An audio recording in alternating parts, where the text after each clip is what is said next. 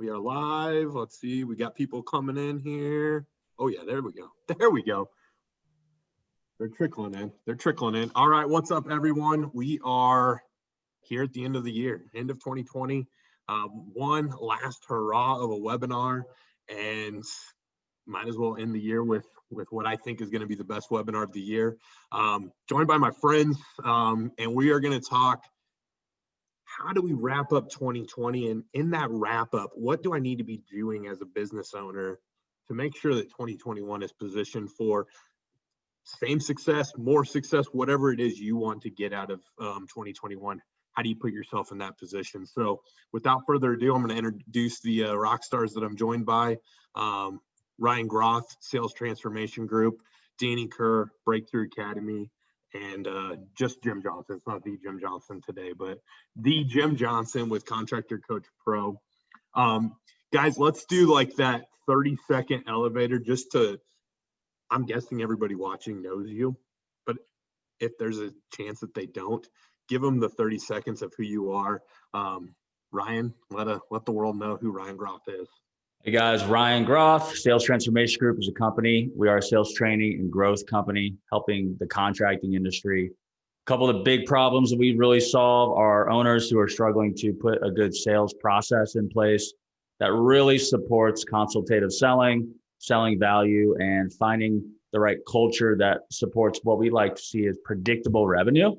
And we jump into retail and commercial sales strategy big time to help you grow that local brand. So we solve that kind of problem along with recruiting and culture and accountability and all kinds of stuff around sales, because we know if sales are solved, it unlocks everything for you as an owner and your company, and it takes your game to the next level. So that's the lane we play in. We're pretty good at it, and we love doing it. We are passionate about that. So that's me, and looking forward to having a great webinar with you guys today. So I'm going to throw the ball to Danny.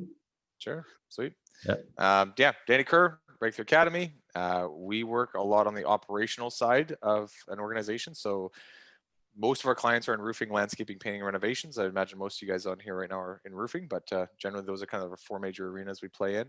And we work with people who are basically growing out of control and looking for a management system to inject, right? So my background's in franchising, actually. So I used to run Western Canada for a large painting organization. We had about 150 franchises under our command, and there's a lot of procedures and processes and ways of doing things that a franchise does quite well that the general public doesn't get access to. So about 5 years ago, we created almost like an entire business in a box for those four industries, and we basically give that to people. We give them an entire like how-to manual to run their organization, all the processes and procedures and templates they're ever going to need, coaching and support to make sure they inject them properly. And over the years we've grown, so we've got about 330 some odd companies that we work with right now, and everyone knows each other. It's one big kind of collective brain where we're all sharing ideas and collaborating and supporting each other. So a lot of people they need help building financial management, org structure, job descriptions, recruiting plans, training plans, strategic plans. They need to know how to run the business, and we help take the owners out of the day-to-day and get them more working on the organization itself.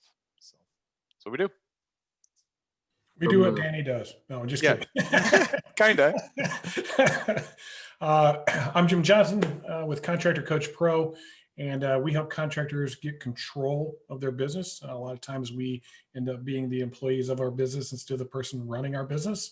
And by helping them get that control on the foundational side of their business, we then help them grow their business, which helps them finally get what they're after and trying to achieve, which is personal and financial freedom. And so that's what we do. We do it based off this thing called the Contractor's Blueprint, which are the 12 main disciplines of your business. We help you organize them strategically and tactically so that you can maximize the potential of your company with the resources and staff that you have, while planning for the resources and staff that you will have. So we do something very similar to Danny, but very similar, not simpler, similar to Danny. And it's just the right fit for you. We love what BTA does. We love what Ryan does, and we love competition. It makes all of us better, so it's great. Yeah, well, I think it says a lot that I sent an email out, 3-4 weeks ago and said, hey, this is kind of my vision for the last webinar of the year, and without hesitation. It was just like, bang, I'm in, bang, I'm in. When is it? Blah, blah, blah. And so like that speaks a lot to you guys and your businesses and, you know, the integrity and character that you guys run with. I love the elevator pitch, but let's get into like why we're here. And so a couple housekeeping items. I think we got a pretty decent crowd here as well. This is around the horn for contractors. So if you're a sports enthusiast, I'm going to be Tony Reale. These are my around the horn guests today. I can mute them. I can't give them points. I think they're all going to score a lot of points. But I want to draw your attention down on the bottom. There are two places that you can interact with us: Q&A and chat. I would encourage all three of my guests to not worry about Q&A and chat. That's why I'm here. I'm going to read that. I'm going to relay it to you guys, but we want this to be interactive. If you have questions, drop them in the Q&A, drop them in the chat. We'll get them asked to these guys. If we run out of time today, we will get those answered in blog format, second webinar. We'll figure it out. We will get you those things answered. So I want to jump in. And I'm going to use a word that everybody throws around. Danny, you're one of the kings of actually executing on this word. The word is process. Everybody always says you need a process, you need a process, you need a process. We're not talking process today. We're talking about what does that end of the year wrap up look like? And I think there's a huge distinction to saying, man, you need to wrap up 2020. You need to prep for 2021. I want to know from you guys, what does wrapping up a year actually look like? What does that mean to you guys? Because I think you guys all have different strengths. And so I think it's going to look slightly different to all of you. I don't know who wants to take the question first, but just to kind of set the stage, what does wrapping up 2020 actually look like?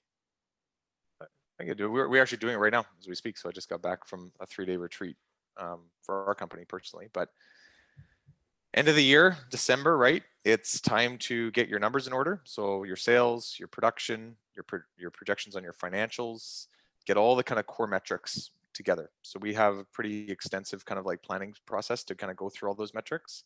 We look at them, we look at our finals, we look at our staff and our org structure and all the people that are involved. We look at what we're paying them, we look at the tasks and activities that they're up to.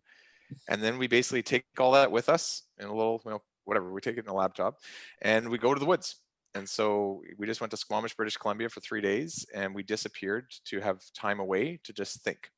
And so what we're thinking about is, given all these variables that we can now review and understand and see trends in, what is next year going to look like?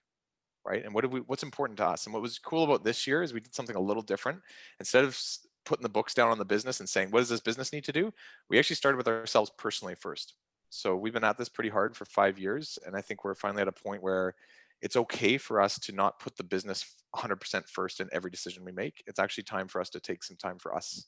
And I would say when you're in startup mode, it's actually kind of cool and important to just grind and just make something out of yourself. But there is a point where that needs to level off a little bit and you need to kind of put yourself first a bit. So we spent the first entire day talking about our goals in our life and, between our family and our fitness and our basically our faith and our financials actually and our investment strategies. And we started to really think through, like, what are all the things that are important to us in 2021 that we want to achieve personally?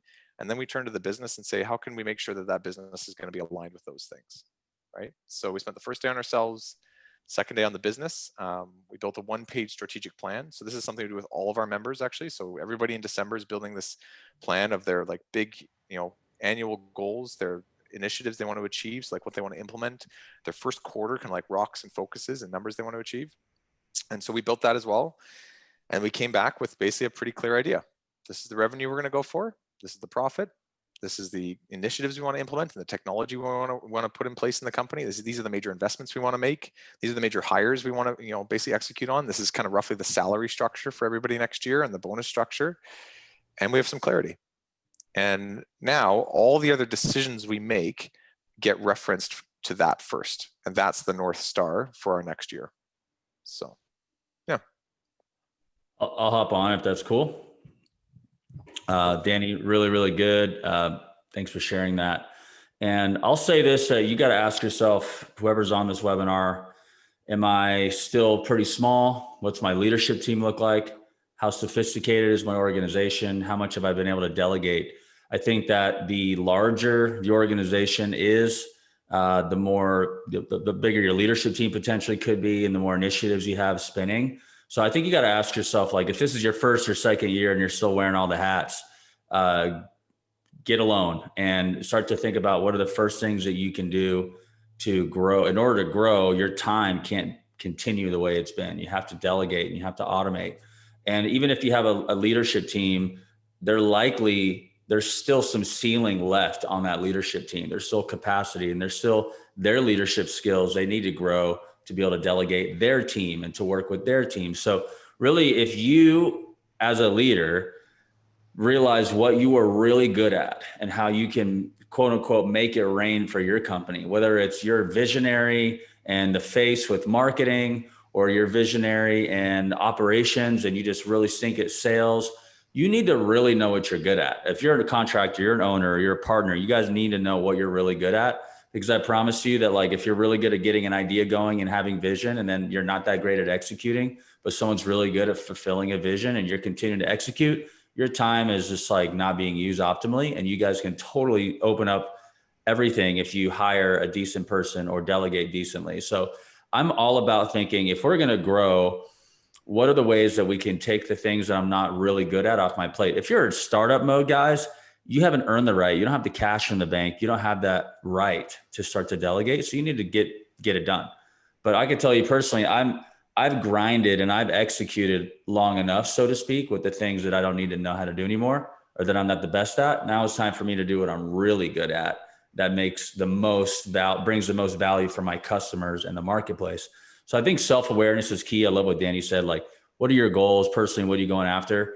And so speaking to companies like right now, get alone, find the things out that you know you're really, really good at, and then begin working with yourself and your leadership team to start delegating those things out and or automating those things out, because that's just going to open things up. And then ultimately, if you guys can start to create more leadership structure and duplicate and multiply within the areas of responsibility that your leadership team's over, you're going to grow, and it's going to be amazing. Because I could tell you that if you're growth minded like me, if I had nothing to do, I would literally be thinking about how to build my business and make it better, and how I can make an impact and create a better experience, or to create more value. That's because I know myself. If I literally had nothing to do, I would just be walking around talking to my wife on a hike saying, oh my gosh, if we did this, we could do this, we could do this. Because that's just how I'm wired. But you got to know how you're wired, right? You got to know what you're about.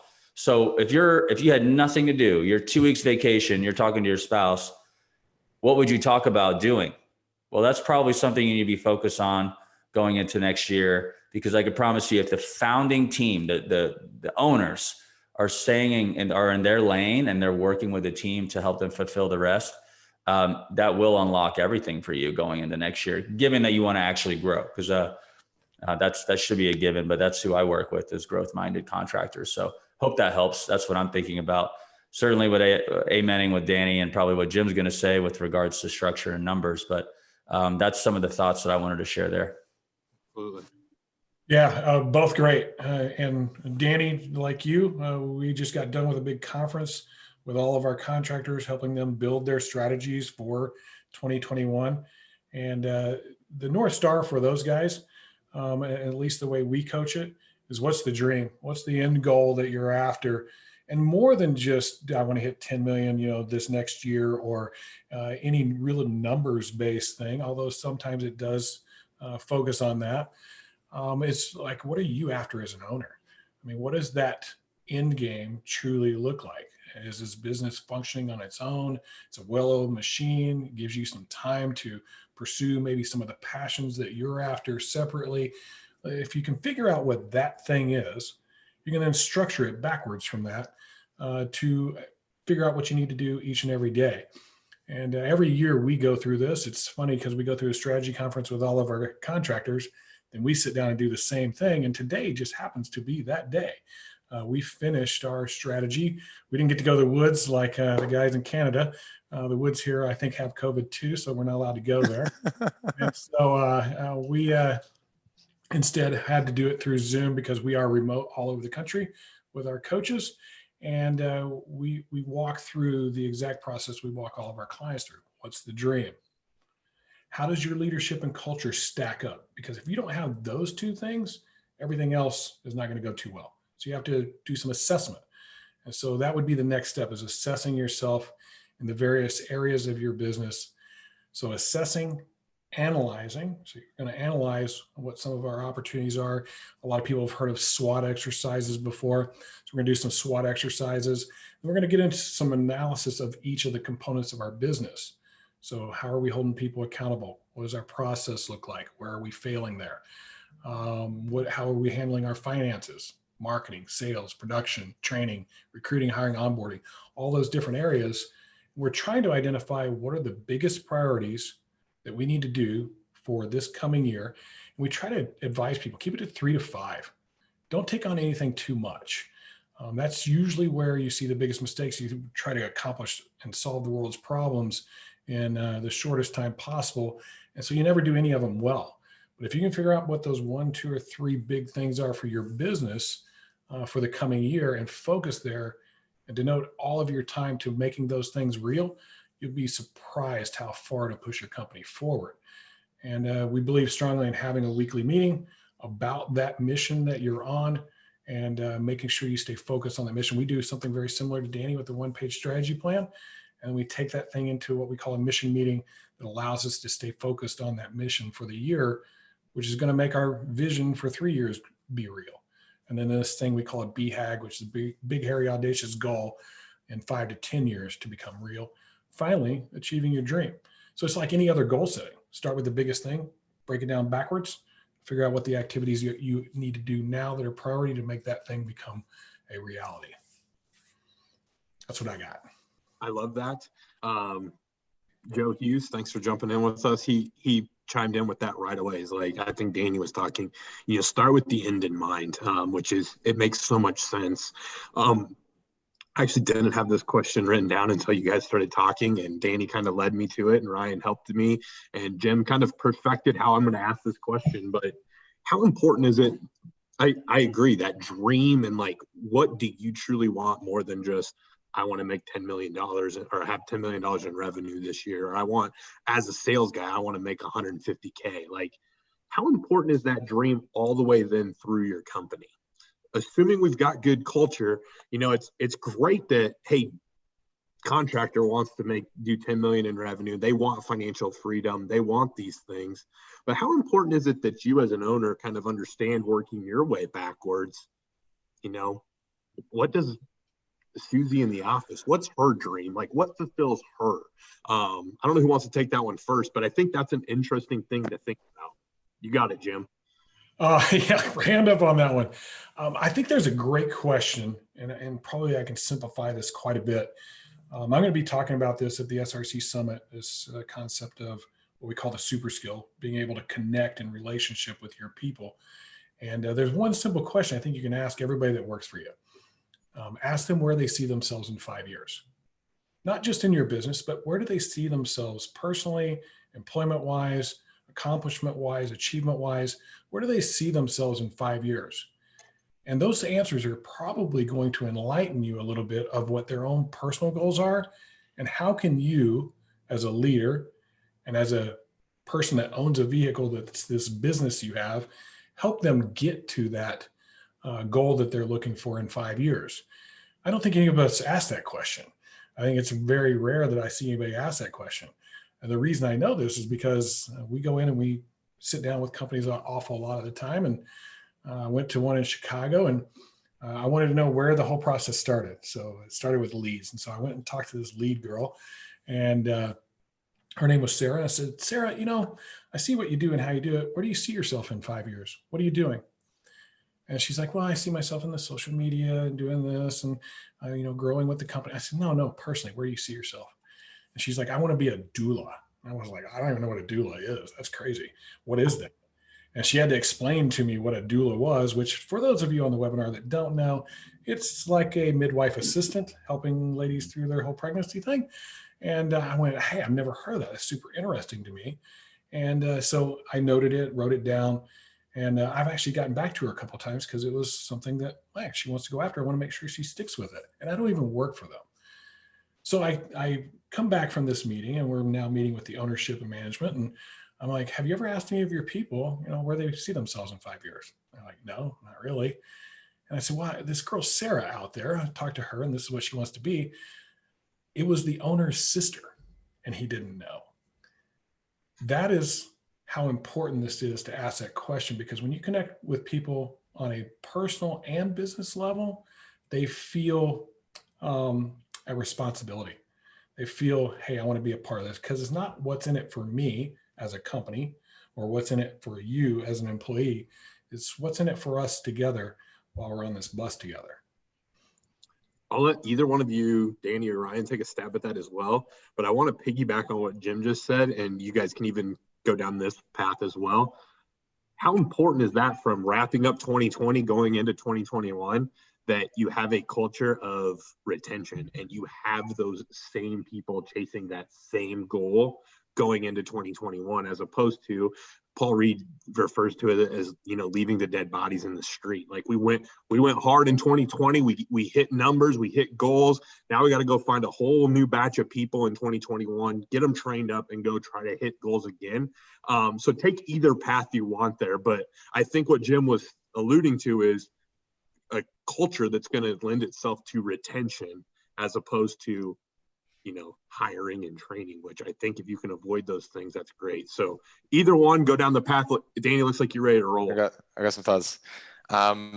Just so we can engage everyone too for a quick question. How many of you know the Start With Why by Simon Sinek? How many of you have seen this? Give me a quick yes or no. A lot of us have. It's pretty popular. Give me a quick in the chat window, yay or nay. Give me a yes or a no. I'm going to go through it briefly, but a lot of us know what we're doing. We know how we go do it, right? We miss on why we go do what we do. I just put a link in the chat window. If you've not seen this yet, check it out. It's an 18-minute TED Talk. It'll change the paradigm of how you look at your organization. And I think a lot of people who know what they do and how they go do it have a business that maybe makes money. Maybe it fulfills, the cash flow at the end of the year, but it's not very inspiring. And if we look at our generational, problem right now, we need to inspire a generation of young people to take action in an industry that isn't that sexy, right? When I was growing up in high school, I wasn't like, I want to be a roofer, right? I was not thinking about that.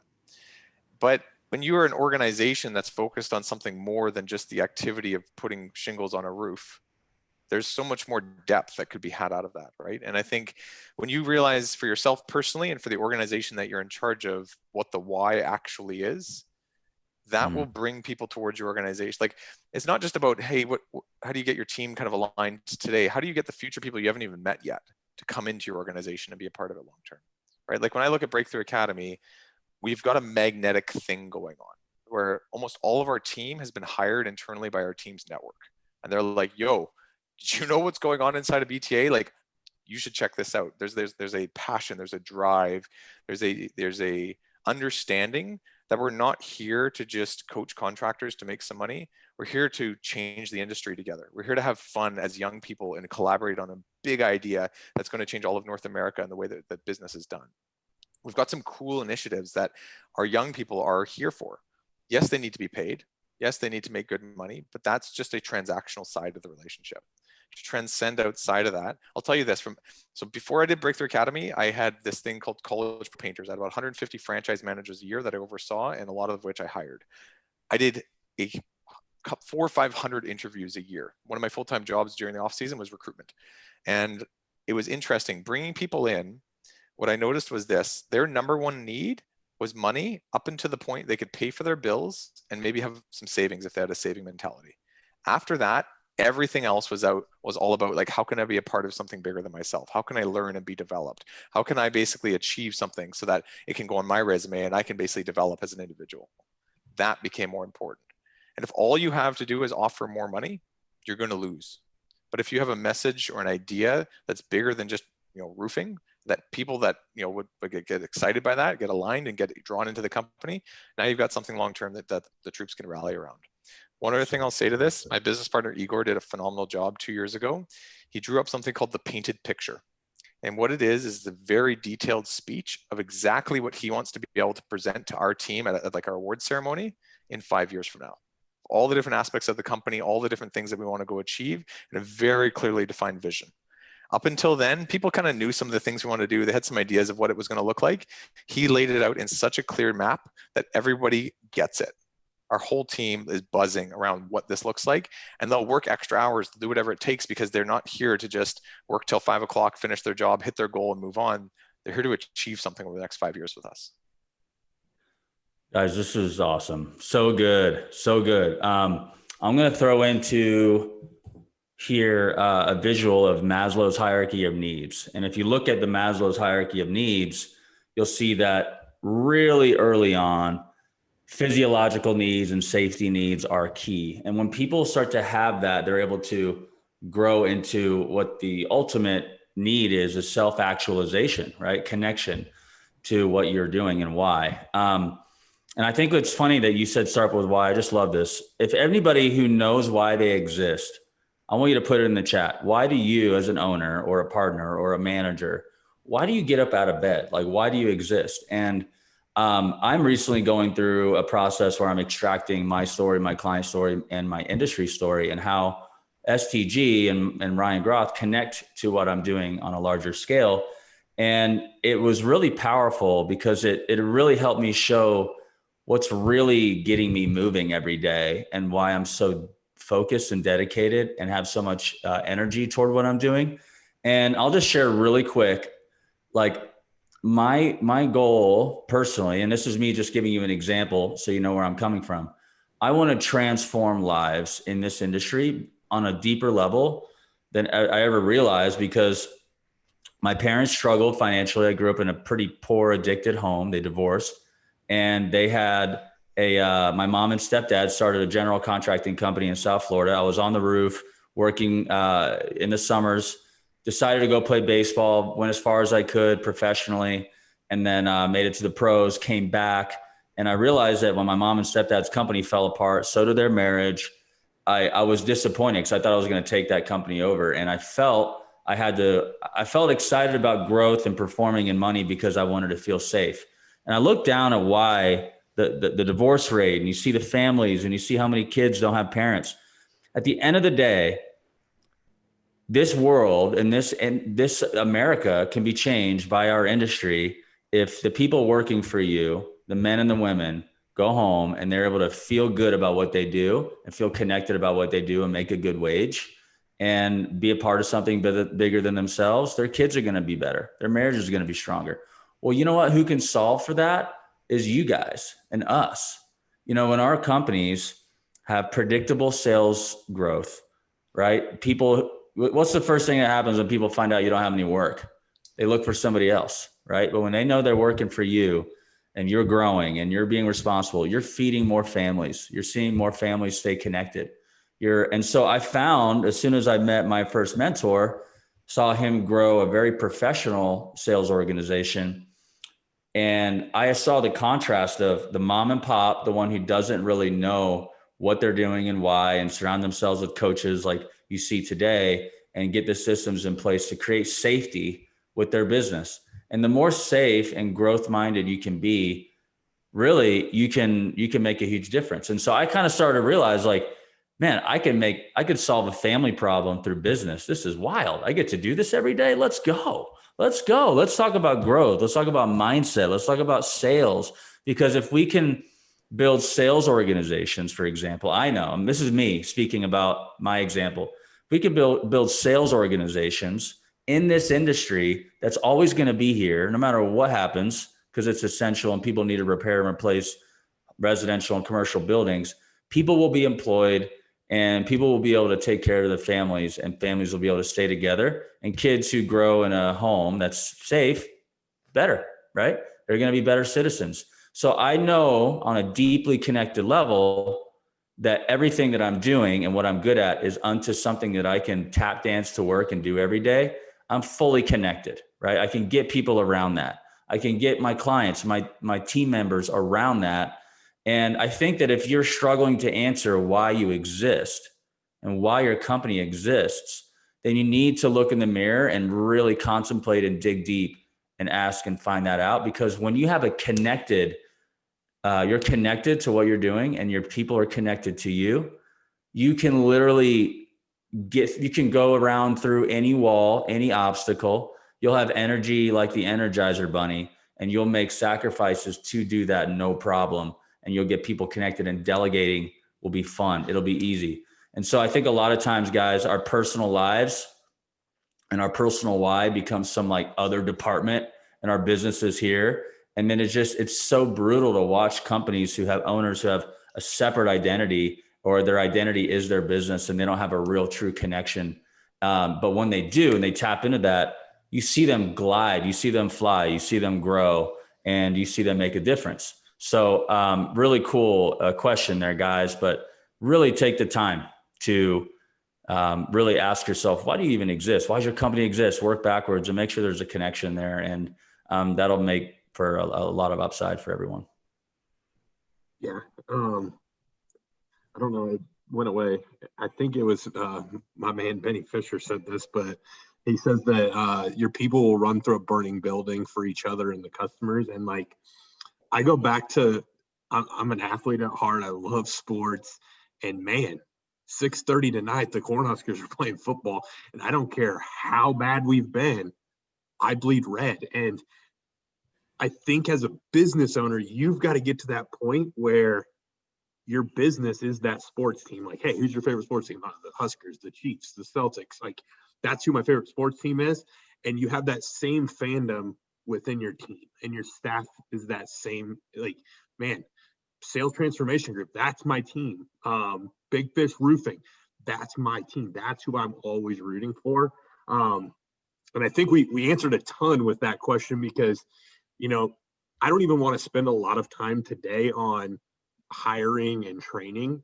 I know that's important. We've only got so much time. I think retention is the key. Like, if you know how to retain your people from year to year, you know how to hire and you know how to train. So like, you've got some things going right. What I do want to hit on for this next one is, you know, you've all alluded to it, like that big picture is important.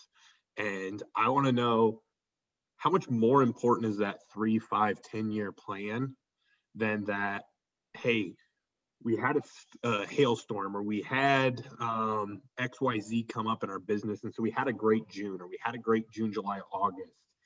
Maybe we got a rock star canvasser that came in and, you know, hit it out of the park for a couple months, or we had this problem and we're going to solve that. How important is, like, when I look at 2021, that 3, 5, 10-year plan as well, as opposed to just saying, you know what, we didn't do this one thing very well, we're just going to do that better next year, and it's going to solve all of our problems. Jim, you want to go? Sure. I think having an understanding of what your intent is, this why that you're doing what you're doing, is this end all and be all, right? Danny talked about it. Ryan talked about it. And then from there, you start to come back with, what are the priorities? What are the priorities that we have to accomplish to make that why real, right? We're after this thing that we're after. And so what are the 4 or 5 big things that are going to take 5 to 10 years to make that happen? What are those? And really think those through. We sit down every year and do this thing with us, and they have changed over time. As we've gotten better and we've brought on more talent and done what we've done, ours keeps getting a little bit more refined, and we're really like honing in on some targets now because of this regimen that we go through every year. And if I don't have that, as Danny put it, North Star, this 5 to 10 year thing sitting out there that I'm after, that won't be affected by technological changes or uniqueness in an industry that you cannot plan for. But I know that these 4 or 5 primary objectives that I'm after can be done. And then there's some high level strategies that go with those to make those priorities actually become real. With that as like your guiding point, you're able to continue to keep the day-to-day focus on that. I think a lot of us get into chasing rainbows. This idea that, oh, there's a shiny object over there, we're going to go do this, and a shiny object over here, we're going to go do this, and we're going to have this whole new, brand new thing in 2021. Where if we just stayed focused on those 4 or 5 priorities, that we're going to do things this way, and it's played out very well here at Contractor Coach Pro. We have had these 4 things that we've really been after for several years now, and those things are starting to really come to fruition. And it's making our business a lasting business, not going to go anywhere. And without that guiding principle, all the things we did on a day-to-day basis would have never happened. A lot of those were big and hard and seemed daunting, to be honest with you. But when you can break them down into little pieces, all knowing I'm headed here, what that does is it gives you this roadway that you're on. And you might take an off ramp here and there, but you're not going to go to a whole nother city, right? You're not going to go to a whole nother part of the country. You're going to go on this path. And that's the big thing, is staying on that path and as close to that path as you possibly can, while being smart enough to say, hey, there's an agile move I could make there, but that move has to be directed towards that end goal. And so I think a 3 to 5 year, maybe even as much as 10, depending on where you're at in your business, is the guiding principles. That's what we're after, those guiding priorities.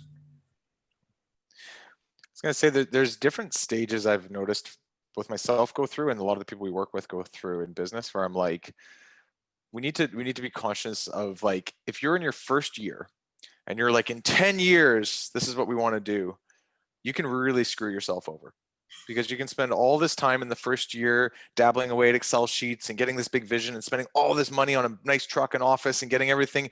And then you don't have any resources to get into second year because you got too excited about the big picture and you didn't get real enough about the fact that in your first year, you just got to grind.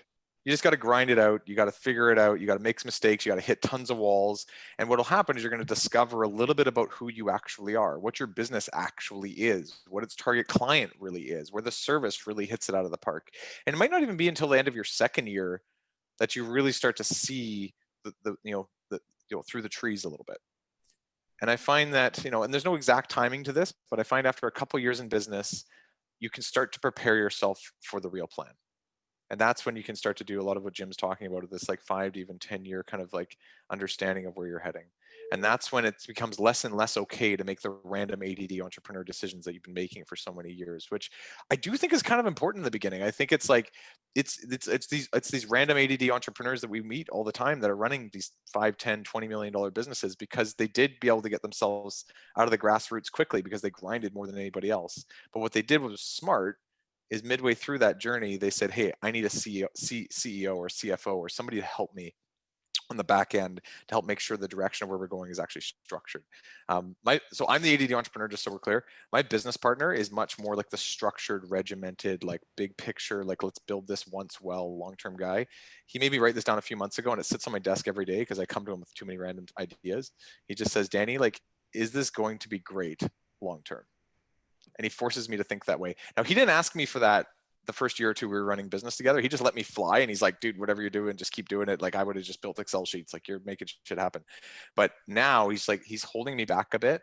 And he's like, I want you to focus on what's going to be great long-term. Stop coming to me with random bullshit. And slowly, we're starting to get some pretty big initiatives done that are taking multiple years to achieve, but they're only being able to be done because we have the backing and we have the financial, basically cash flow now to take those ideas on. And we have the experience and understanding of what our business actually is to be able to take it to that next level. So just know there's different stages along the way and be able to self-identify where that is for you. And either way is fine, but just know that does evolve as well over time. Yeah, it's good. Really good stuff, guys. I'll just say one little story about somebody I was talking shop with. And they were like, hey man, if you built something and you wanted to leave it to your wife to run, like you built this thing and now your wife, who doesn't know how to she owns it now. Like let's say she took it over. What would you have to do in the next 6 months in order to give it to her and it doesn't break her, but she's able to own it and it's successful? I was like, wow, that's a good question. So what it did was it took all of those cool ideas that were like, not that great. And it really put them in a category of, this is not a good use of my time. And it really just boiled down to one or two really big things. And so when you did that, I ended up saying, cool, this motivated me to do that, because God forbid, what if that happened? Well, now my wife would have this structure, this deliverable, this person in place, and this product. And so not kind of saying like everybody, needs to fear the future, the worst, but it really is nice to say, man, if I want something that's going to be cranking in 5 years and I had to get it out, created in 6 months, what are the things that I can actually do that would pull the biggest lever to make that actually happen? And I was like, wow, well, it became very, very clear. And I did those things. And then guess what? Those levers unlocked the next level of growth that I would never have done if I would have been just dreaming in dreamland about all the beautiful things I want. Then I would have just been doing every random thing versus just doing something that's going to move the needle. Right. And so that was just something to share, and I love what Danny said. My first business that I was involved with, the startup CRM company that I bootstrapped with my roofing contractor mentor, I was all about big picture. And I was just thinking about all the end in mind so much that I didn't just get things done and try to figure out how to create more leverage. And this one, I'm like, dude, I learned my lesson. I know what I need to do. And I just did it a lot more effectively. And of course, when you own the company, you have more power. And anybody who's worked for somebody else knows the feeling. But there's something really wise about that. It's about not thinking about too much in mind, especially in an early stage, and just get momentum and then have the ability to see through the trees a little bit and then start to, move the needle a little bit better. So anyhow, I like both of those comments, and hopefully this is helpful. I'm going to add can I add just a little bit to Ryan there? Yeah. That was key. I want people to really recognize what he said there. There's these levers that we can pull, and think of it as being like in a casino. You got all these machines sitting in front of you. They got all these different levers. Which one's the right lever to pull now? Which one's going to move the needle the most? And that takes thought. That isn't just run willy-nilly and go fail a whole bunch of times. I always kind of get in this concept of this fail forward thing. I hear that talked about all the time. You got to go do that a bunch before you really get anywhere. And I'm like, why would I do that? If there's somebody out there that already knows this path, why wouldn't I just go get the information from them? That way, once I get the information from them and run my company really well, whatever failures I have then are innovative. They're new. There's something beyond what the basics are of running a business. And that way to get to what the right lever is to be mindful and take time to think about your business, not work in your business. And it doesn't have to be very long. It could be 15 minutes a day. What is the one biggest thing I could do today to move my company forward the furthest?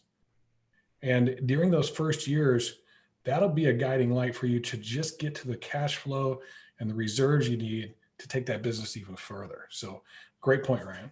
Yeah, you should be making more money and spending less time having to make more money. That's as an entrepreneur, that's what really should be going on. You should be growing, making more money, spending less time having to work to make that happen. That's literally the skill of being a businessman or woman that is right in your fingertips. And if you don't know how to do that, buy Jim's program, buy Danny's program, buy somebody's program, buy software. Just put the levers on the business, yank that thing down, and watch you see how you can add the next one that's going to move the needle. And so that's really all it is. It's just an assembly of a machine and knowledge and information and systems and processes. So Jim just grabbed a prop or something, right? It looks like. This is my way of doing that. It's called a full focus planner. It's not a plug for those guys. It's the one thing for ADD Jim Johnson, because whatever ADD that Danny has, 10x that, and that's probably me. Got a million ideas every day, all day long about how things are going to be amazing and wonderful. But if I don't stay focused and say, hey, in mine, I do 3. What are the 3 most important things I could do today to move my business forward, based on what our mission is for that year, based on what our 3-year vision is, based on what our BHAG, big, hairy, audacious goal is. And I'm going, hey, what are the 3 things I can do today that moves that needle the fastest? And I have all of my people do this. This is something that keeps us kind of focused on what we need to do each day. And I would suggest that for your leadership teams. whether it's this or whatever else. Just do one big thing every day. Interesting that we've kind of come full circle here where, you know, a long time ago in that chat, Joseph Hughes said, you know, start with the end and work your way backwards. And that answers the question I just asked is, you know, that 3, 5, 10-year plan is so valuable, but it's the actions that we're going to be doing today. And like, how do they fit and do they align with where we want to be in 3 years and in 5 years and in 10 years? Tyson, I hope you're still with us. And it looks like you are. You asked a question a long time ago in the chat. And I think we've kind of got to a point where we answered a lot of it, but we won't go in depth on, he talked about signing a new contract with the radio station and not unsure how to charge for that. So we'll just go high level. Somebody's getting ready to do something new for the first time in their business. My gut tells me from everything we've talked about is, you know, is this great long-term? Danny's blue sticky note. Does this fit my 3, 5, 10-year plan? Like, where does that fit in? And then if it fits in, you know, what comes from this contract that we're going to sign? And we work our way backwards. And my guess is that's going to deliver you a price. Like maybe the end result is so large on this that we don't need to charge anything. Or maybe there's not much end result, and so we need to charge a lot up front. Anybody want to take a stab? I don't know if you saw that in the chat. It was, I think, the first comment, and I didn't want to leave it just hanging. But there it is. Anybody have any feedback or anything on that? I'll say it real quick. I mean, if you can do the work and you can execute, and if that's a client that you can see being an ideal client and a case study type client to refer you or help expand that account. I mean, anytime you can get a contract like that, that's great. But as a fit your business model, is that what you want? I think every company should be thinking retail and commercial B2B, just because it's more predictable and you can create more consistent, resilient revenue. And then it's pretty straightforward. I mean, you just estimate what is it going to cost you to fulfill that. And then if it depends on what kind of contract, if it's a service contract or a replacement contract, will dictate the kind of margins you're going to look at. But truly, you got to make sure that they're qualified and they're committed to solving a problem with you and paying more to work with somebody like you. I would not just bid it. I mean, are these people serious? Are they trying to do something differently? Were they frustrated with somebody else? Did they not ever do anything before? Hey, you know, are they a good fit for you? Because I can promise you, if they want you to price something, you likely might just be a really good estimating service to keep somebody else honest versus actually having a shot. So that's where good sales training and understanding the sales process comes in. But, you know, and that's something we're big on teaching. So your closing ratio is higher. But yeah, just a couple of foods for thought there. If it's a service contract, make that thing minimally 50%, upwards of maybe 70. And then if it's a replacement, try to get 30, you know, maybe more, maybe a little bit less. But is this a good client? Is this an account or is this just a job, right? Am I getting an account here or am I just getting a job and picking up some work? So if you want to pick up work, just keep bidding a million things and you'll keep your crews busy. But if you want an account and a relationship where you're their partner, you'll be making the kind of money you want and have a good clientele, people who pay you what you're worth. So that's just a couple of thoughts. Well, the one thing, I scrolled all the way back so I could see the question. And my first question that pops out of my head is this something you already do? Like, this is what you do and you're already great at it, and it's not going to get outside of your realm of expertise. If that's the case, I'm in agreement with Ryan. Just get the numbers right, make sure that you have an account, not just a job, and follow that through. Some suggestions there. Understand exactly what they want. Not just that you're going to inspect a bunch of towers and buildings. How many buildings? What towers? Where are they? What are the logistics that go along with that? You've got to consider all of those factors before you can actually give an accurate estimate for that particular service you're going to provide. Is it a service? What are their expectations beyond the actual work itself? Communication, follow through, cleanup, whatever else it is that you have to do, to be on a big fact-finding mission so that whenever you bid it, you're bidding the right thing. You're not bidding it with an assumption that says it's this when they're over here thinking it's something completely different. So I usually will ask for a list of requirements. What are your requirements for this project, and what are your expectations for this project? And I would be able better to put together an estimate for that. If you're getting outside of your realm of expertise, and this is like new, can you find the people to do it, and what are they going to cost? You're going to have to do a lot of investigation on that side of things to actually perform this work, or can you partner with somebody? There's other options.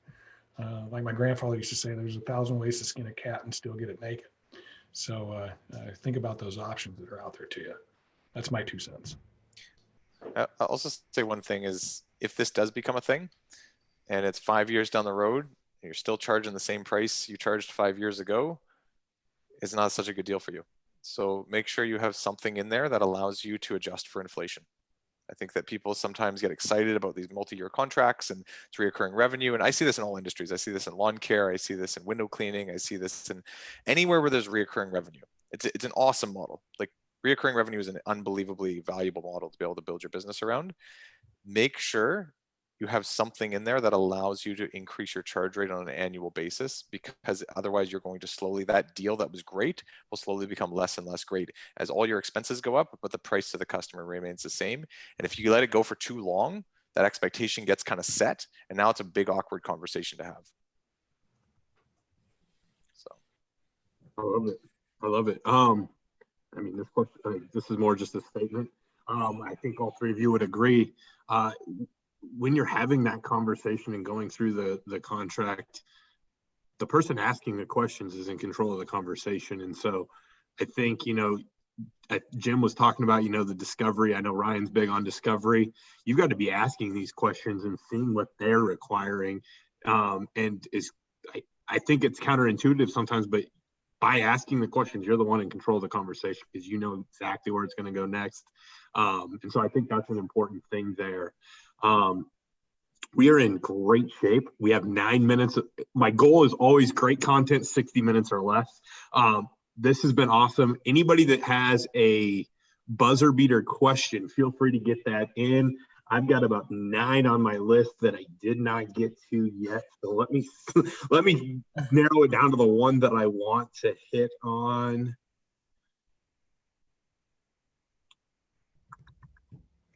How about this one? How important, so we're wrapping up 2020. How important is it to think about what it's going to look like when I wrap up 2021? I think it's one thing to say, hey, I'm wrapping up 2020 and I'm prepping for 2021, but it's again working my way backwards. How important is it to think about, well, when we wrap up 2021, what's that gonna look like? How are we gonna wrap that up to the big picture? Take her away, Danny. There's one just major point I wanted to make in all of this, and this is like making sure you can stand the test of time. Like, don't just be like, I can't wait to like double the business next year. I can't wait to double the business next year. I can't wait to double the business next year. Like, be careful with that. This thing called running a business, being an entrepreneur, for those who've been in the game for more than 10 years, know that this is very much a marathon, not a sprint. And some of you might say, I'm from Canada, so I do think a little differently. I did notice coming to the United States a lot the last 3 years, some of the different cultural differences. One of the big things that I see and does honestly concern me a little bit is the hyper focus on capitalization on everything and the lack of attention to lifestyle. And everyone always says Canadians are so nice and we're so kind and we're so loving and free-willed. It's because we want to enjoy the journey. It's because we get that we're giving up some of the extra dollars that we can make in our lives to enjoy the family along the way, to enjoy, our health, to enjoy a long, full life, right? And as an entrepreneur, I encourage you that as you grow each year and you want to look at what next year even looks like, look at where you want your life in the next year and where does that stand and how's the business help serve that? And I think it's fine to grind. Hey, I'm a guy that works 80 hours a week constantly, but I see that in my life and see that can't be sustainable for the next 20 years. And I've made very intentional moves through my career to go 80 hours a week and then actually back down again to like 40 and enjoy myself. And I just encourage all of you, my big message out of all of this is like, enjoy the journey, because one thing you're going to realize, and for those of you who had success in your life, when you get there, you're kind of just obsessed about the next thing. You never actually get to a destination. And if you keep kidding yourself that there's some aura destination that's going to make everything awesome, it's not true. what's going to happen is you're going to have even more goals by the time you get to that destination. So you better enjoy it along the way. Ryan? I feel like Danny's like reading my mind right now and telling me that I'm wrong. Well, it's so like we all have. It's one of the things I love about the two of you is while business is important and growth is important and structure and those type of things that you don't hear a whole lot in our industry sometimes are important. There's just as much the balance of life aspect of things. And then we do too. When we coach business, but we also coach life. Like it's important to spend time on you, spend time on your family, spend time on your spirituality, spend time on these things that aren't so business related, because you will find burnout. I guarantee you. Danny, I mean, he literally like painted a picture of my life earlier. I can remember sitting on the porch of my house and looking at, like a 5,000 square foot log house on 35 acres in the middle of nowhere, Wisconsin, all the cars, the boats, and everything else you wanted. And I'm like, what do I got to get next to prove everybody wrong? And there isn't a next. That's not fulfilling in any way. And that day changed my life to a point of being there to serve and give. I went from being a taker to a giver as much as I possibly could. And that has given me more fulfillment than anything else that I can possibly have done in business or life in general. So the question, I believe, though, was, saying what it might look like to experience success at the end of this year. You got this mission. This is what we're after. I would say do like what Igor did for Danny. He wrote this thing for 5 years. Write this thing for a year, exactly what success looks like. And from a business and personal perspective, a year from now, what is my life going to look like? What's my business going to look like? I'll take it one step further. What's the lives of the people that work for you going to look like? And if you can paint that picture early to say, this is what success looks like, then you can evaluate yourself at the end of the year on the success of that mission or not.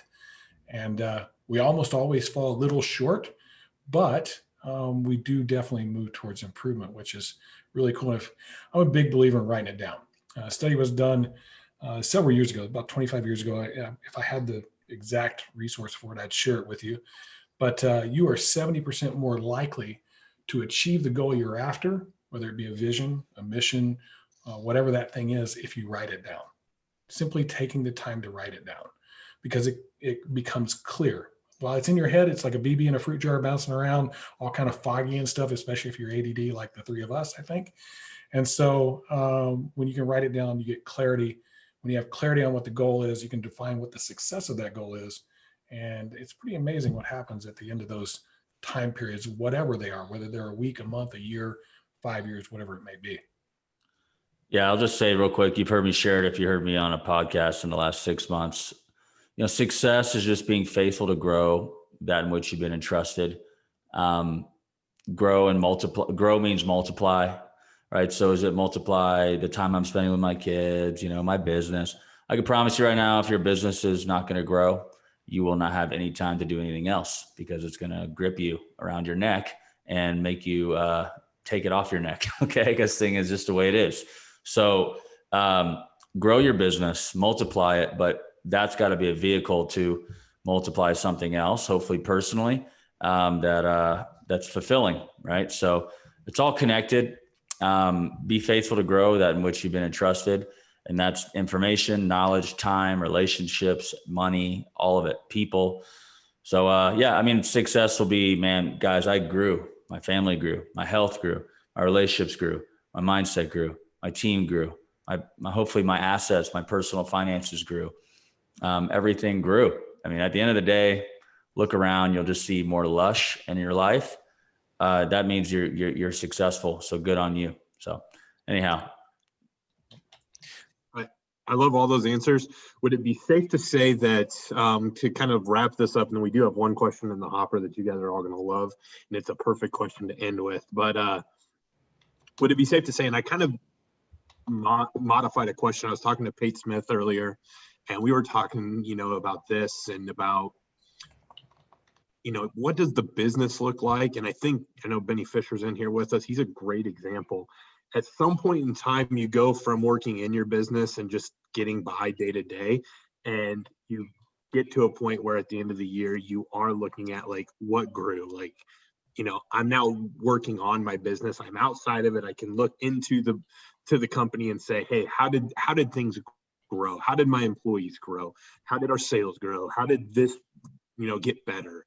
And I think that's an important thing to strive for. And I think that everybody's in a different path, where they're at. You're a first-year contractor, you're a 25-year contractor, but at some point you're going to just keep, getting to those points where now I'm not having to work in my business. Gentlemen, before we get to this parting question, huge shout out. Awesome. I was confident we were going to tie up the end of the year really well. Those of you joining us, really appreciate you as always. We are going to kick off 2021 with an interesting, I don't know if it'll be a webinar or a podcast, but I've got a gentleman that's in the painting, and he does garage floor coatings and sunrooms. And they were decently, they made a lot of revenue. They had a lot of revenue. I don't want to use the word successful.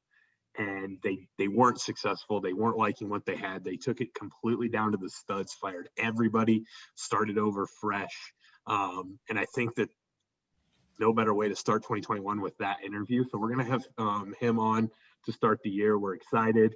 We're going to leave everyone with the $1 million question. And I say this jokingly because unfortunately there's no right answer to this question. But the question was, if you're a $10 million company, what's the CRM to use? There's no right answer, Richard. But I will just tell you a couple that clients I work with use and are successful with, and I would encourage you to reach out, and these guys will have a bunch as well. $10 million, you could even start talking Salesforce, Job Nimbus, AccuLinks, Contractors Cloud, Job Progress.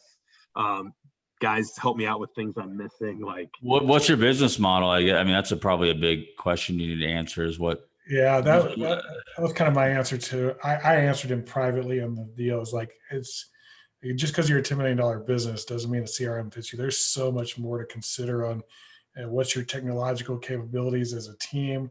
What does your process look like? How many trades do you handle? There's a lot to consider there. And Richard, I texted you. I said, hey, if you want to have a free call with us and talk about that, we always do a free call with somebody on those types of things. But you need to figure out what you need from a CRM before you start thinking about which CRM you need. It needs to be really well defined what you're looking for out of that tool. We're kind of Switzerland in this, and when we coach, we're like, this is the right one for you, and this is the right one for you based on what your requirements and skill sets and resources are. But that's a big question. Yeah. No, it was a good one. What I would be willing to do is I'll give everybody 60 seconds here while we wrap everything up. If that's a topic that you would like to dive further into, you have 4 neutral parties here that, we could discuss that, and we can talk about the pros and cons and building out your tech stack. I would be more than happy to facilitate that conversation. So if you're still with us and that would be of benefit to you, drop a yes in there. Because we're definitely not going to say, hey, go use this. Like I said, 10 million, maybe you're probably on the fringe of being able to jump into like a Salesforce and hire somebody that actually runs things. But like Jim said, your business model may fit better and you don't even need a full on CRM. Like I know really well a $20 million company that does not have a CRM. They use technology. They've got an awesome Google suite built out and it works for them. So if you'd be interested in that conversation, just say yes, yes, yes, yes, yes. If not, guys, huge thank you. Really can I leave with one point on that? Yeah, you bet. You want to know what the right CRM for you is? The one you're going to use. The one you're going to use and the one you believe in. And it's that simple. Like if you believe that thing is going to be the right answer for you and it meets your requirements and you use it, it'll be the right CRM for you. And it may not be the right CRM forever. You may just evolve out of it, and it's okay. And once you move from one to another, you realize it's not like you broke your leg and you had to let it heal. It's just another thing that you can implement and change out. And that data is good, but it's not the end of the world if you lose a couple months, and it's just get after it. I just want to say real quick that if you're not working with Danny or Jim, you need to choose to, work with both or one or the other. These guys will change your business. I just want to share that because I really love you guys and appreciate what you guys do in the industry and our relationships. And everybody out there, you need to be working with a good coach. They'll take you to the next level. So, yeah, same to you.